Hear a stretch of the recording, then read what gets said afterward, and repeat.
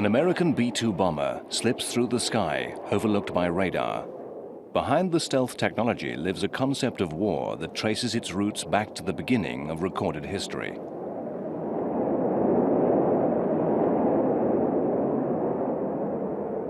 As early as 500 BC, the concept of aerial bombardment appears in the Hindu epic poem, the Mahabharata.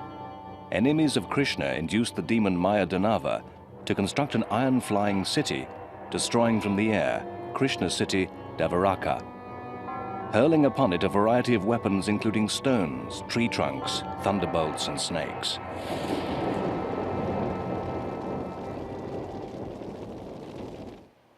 Centuries later, the concept of aerial bombardment was revisited by a Jesuit priest and amateur physicist Francesco Lana de Terzi. His design from 1670 depicted an airship held aloft by a vacuum within 4 copper globes. However, Terzi noted that God would not allow such a machine to be built, as it could kill men and level cities without challenge, carrying aloft an array of fireworks and fireballs.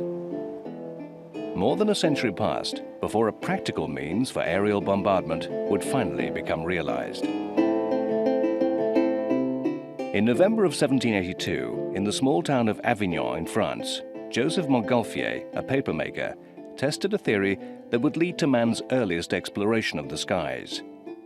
By sewing together silk shirts and inflating them with hot air made from a small fire, he created the world's first lighter-than-air vehicle.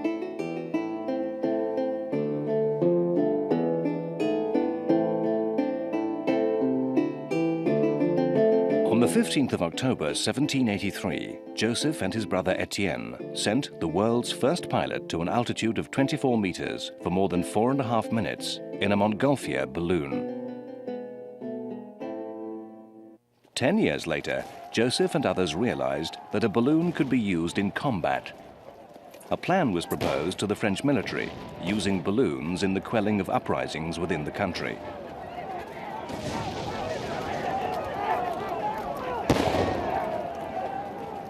The request was denied, but clearly Joseph Michael de Montgolfier had conceived the idea of attack from the air. It was not until the 1840s that the first trial dropping of bombs from the air would occur. Henry Tracy Coxwell, pictured on the left, demonstrated to the British and German governments balloon-based bombing techniques. The military officials were not impressed by this novelty and condemned Coxwell for wasting their time. The Austrian military was more accepting and became the first to drop bombs in anger.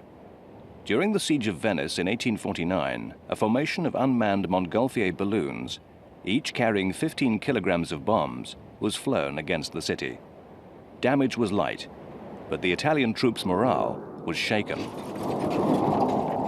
Although the psychological effect of bombing had taken its toll on the city, military officials still resisted the use of balloons, reasoning they would be too susceptible to the elements.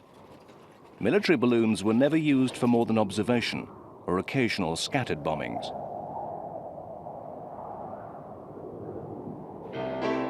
The next great advance in aerial warfare occurred when Wilbur, on the left, and his brother Orville Wright took to the air the world's first heavier-than-air machine, the Wright Flyer. With the advent of the Wright Flyer, huge advancements in flying controls had been made. Almost as soon as powered flight was developed, military visionaries sought to incorporate aerial bombing as part of their arsenal. Peacetime trial bombings from aircraft were conducted within the United States as early as 1911 with a Wright military flyer. Later that year, an Italian lieutenant piloting a Blériot 11 dropped 4 bombs made from hand grenades over Turkish positions in North Africa, the first recorded bombing from an aircraft.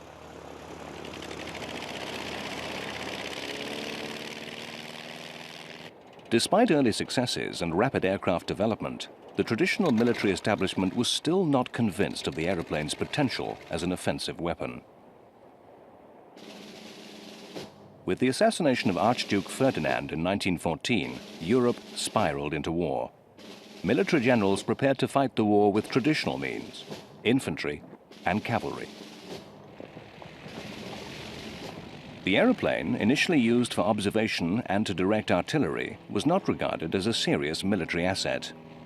the major powers of Europe, planning for swift victory, quickly found themselves locked into a stalemate in the trenches. On one occasion, 20,000 men died in a single day. Now, the conservative military establishment looked to new weapon technology to break the deadlock. The first aerial bombs of the war would not be delivered by an aeroplane, but from Germany's lighter-than-air ships, the Zeppelins. Named for inventor Count Ferdinand von Zeppelin, the huge airships could carry aloft tons of bombs for distances many times that of the best existing aeroplanes. They cruised at high altitudes, and they were silent. On August 6, 1914, the German airship Z-6 dropped 13 bombs on a fort defending the city of Liège.